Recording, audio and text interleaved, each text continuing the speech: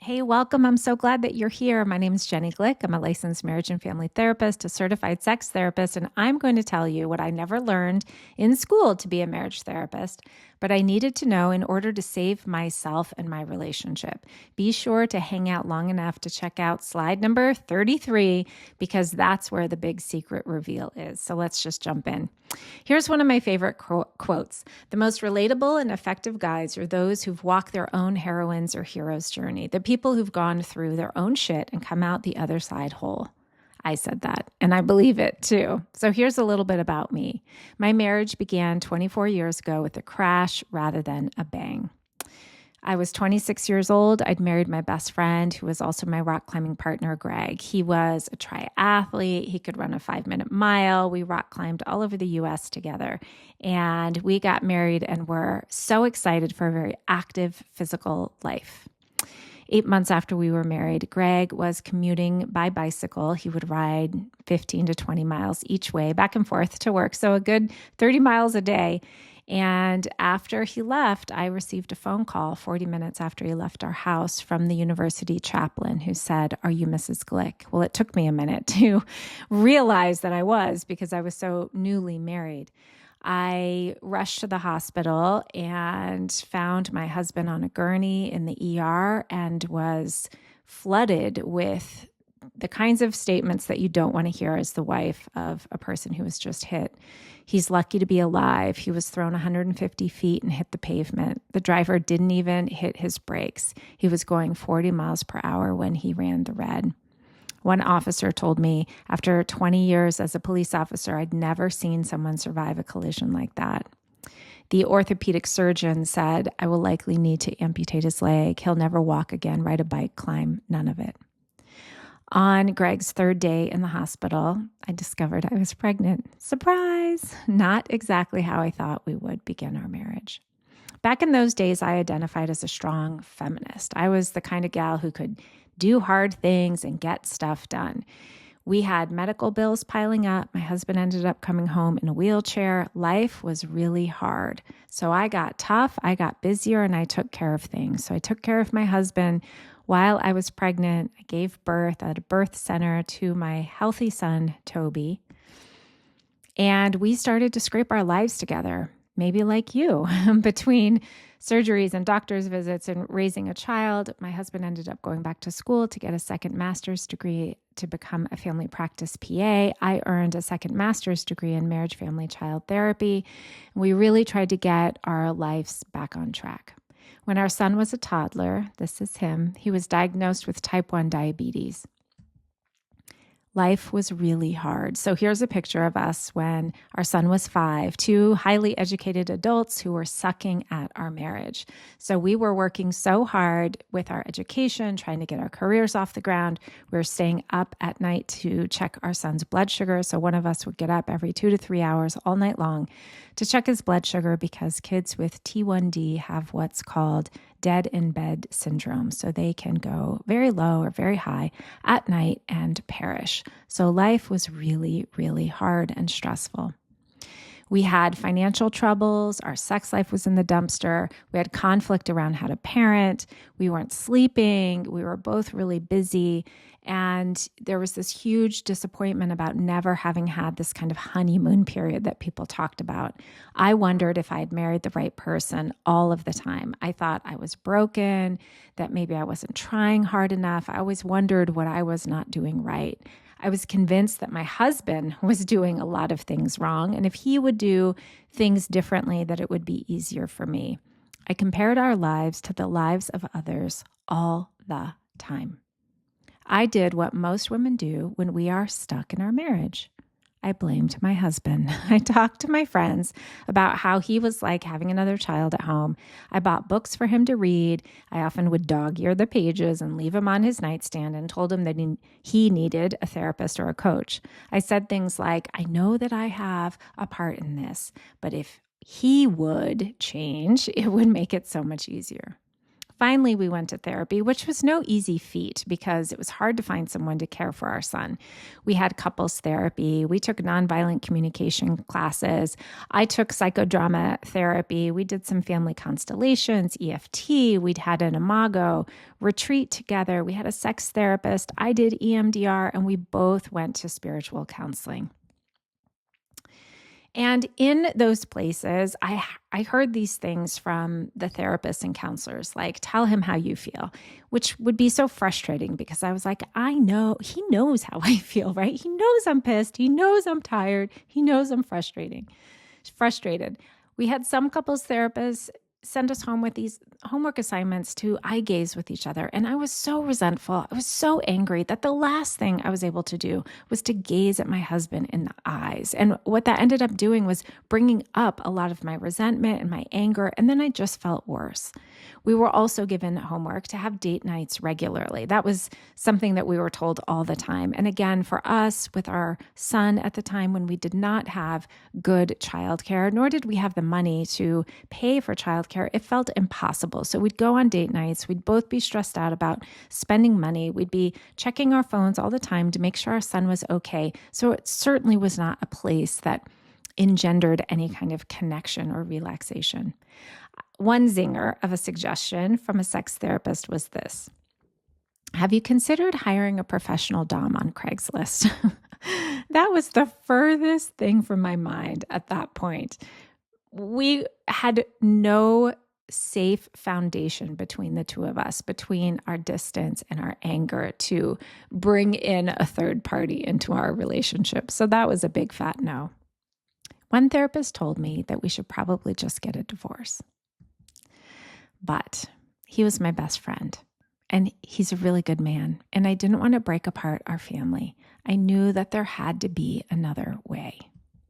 I had already been a student of spirituality, of Jungian psychology, of manifestation practices, of mindset practices for 20 plus years at that point. So I went ahead and took a deep dive into, here is an example of some of the books that I referred to, but literally hundreds of books that I have read from the depth psychology perspective, from my own spiritual walk. And I started to apply those principles, tools, and techniques to my relationship. And here's what I found, is that your character is made up of four things: your thoughts, your feelings, your behaviors, and your beliefs. And your character will play out, it will literally broadcast and amplify your story in your intimate partnership. And so that means that marriage is an opportunity for you to play out your story with someone else so that you can see what your story is. You've maybe heard of the term projection, right? This is what projection is. Literally taking what's inside of you that otherwise you wouldn't see and then projecting it onto your partner. So for me, here were some things that I lived by. I have to do it all on my own. So I had this big martyr complex. I'm not enough. I can't trust anyone. No one can do things as well as me. I am all alone in this. I don't need a man. So those were some of the beliefs that I had, some of the thoughts that I had, and those had a huge impact, right, on my emotional state. They had a huge impact on how it was that I was showing up with my partner. And so for him, he was getting the message: you aren't enough for me. You fail me. You do things wrong. You don't do it in a timely way, and you're not needed. And so it's important for you to recognize that your partner is the screen on which you project your story. And because this was the story that I was projecting, I had conditioned myself to look for evidence to support this experience so that I could be right and continue the known experience. So this is what we do psychologically, is even though it keeps us stuck in exactly what it is that we don't want, it's the known, right? It's the known. And so we know how to cope, how to manage, how to blame, how to get by. And so our psyche is going to keep us in that place rather than stepping into the unknown that could be more dangerous.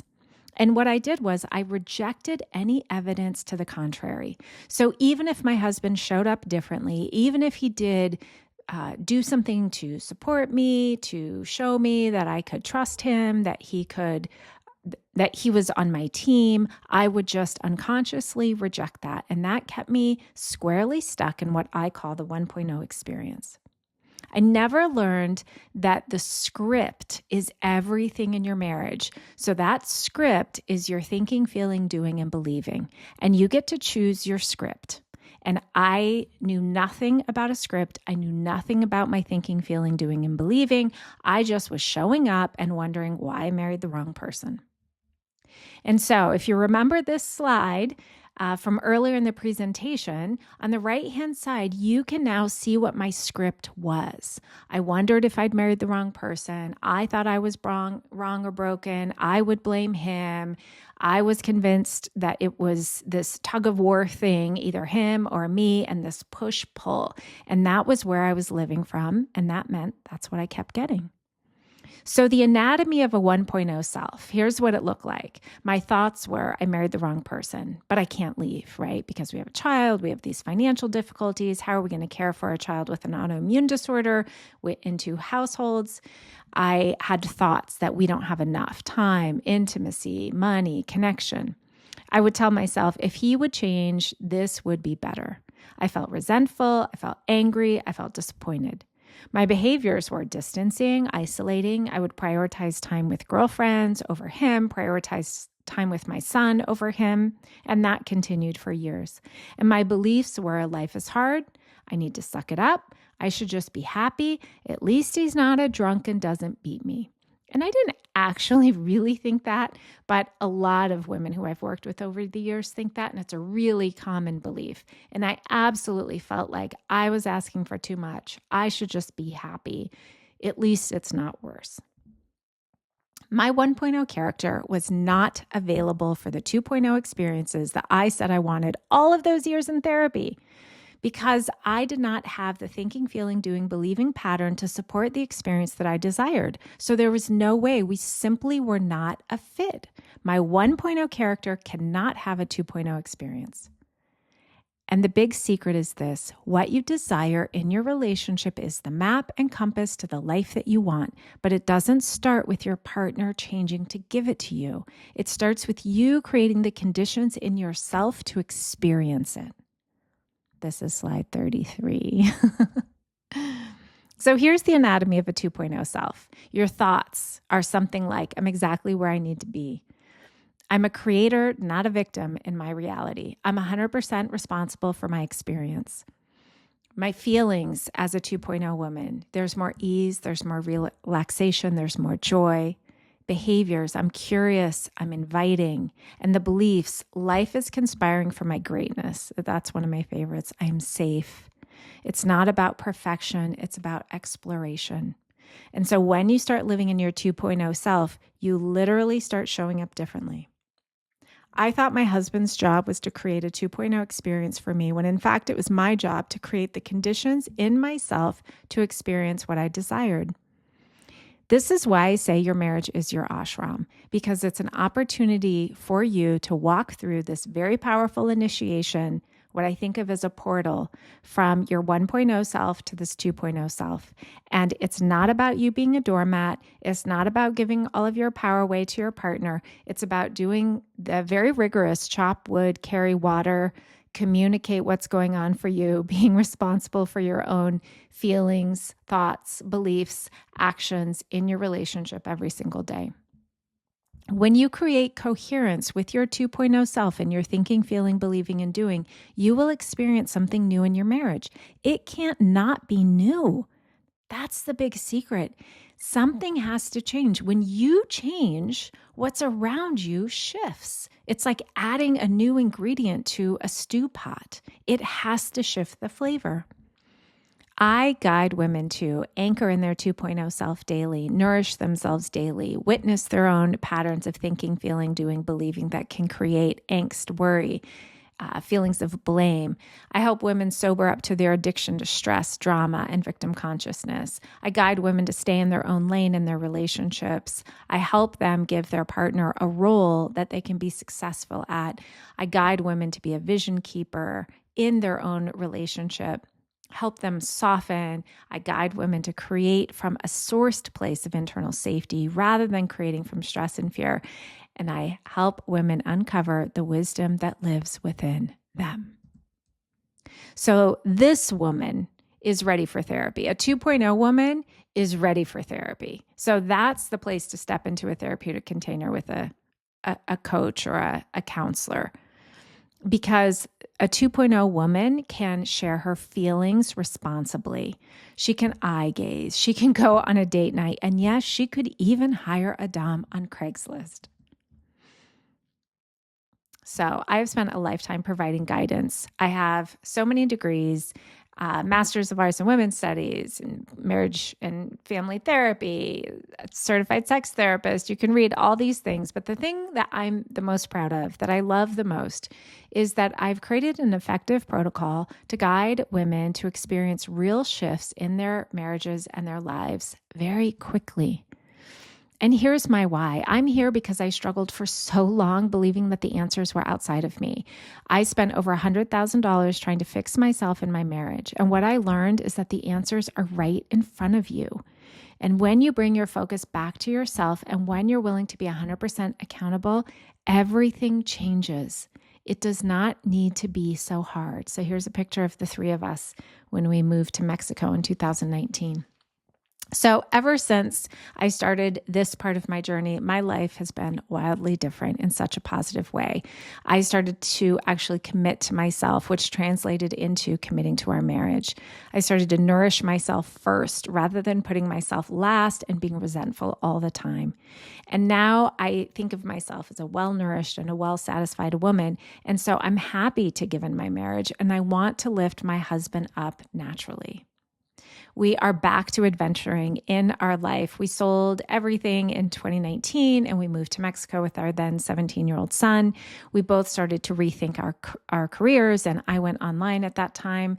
And our marriage has really become the thing that I wanted it to be 25 years ago. We have connection, intimacy, friendship, freedom, and so much adventure. I'm more happy and more satisfied than I've ever been. And it's exactly what I wanted from therapy and the retreats, but I was not the woman who was available for all of that therapy back in 2006 when I tried. So here are some things that the women who've worked with me tell me, and I get rave reviews from my Your Marriage is Your Ashram program because it works. So what do you long for in your marriage or in your life? And are you available to step in with me so we can create the internal conditions to experience that right now? If you are, I have turned my formerly $7,000 private coaching program into a self-study course that you can take for your own. And if you use the code MASTERCLASS, all lowercase, I will give you a 50% discount on that program now. So go to this link, jennyglick.com/YMIYA, which stands for Your Marriage is Your Ashram. And you can enroll in that course right now. It's 10 weeks long. Use the code MASTERCLASS, all lowercase, and receive a 50% discount on this course. This course will walk you through step by step exactly what I did for myself and what I have guided hundreds of women to do in order to create magnificent changes in themselves that have had a trickle effect on their intimate partnership. Thank you so much for being here. If you have any questions, there's my email below. Come into my community, get on my email list, and hang out with me. I'd love to have you.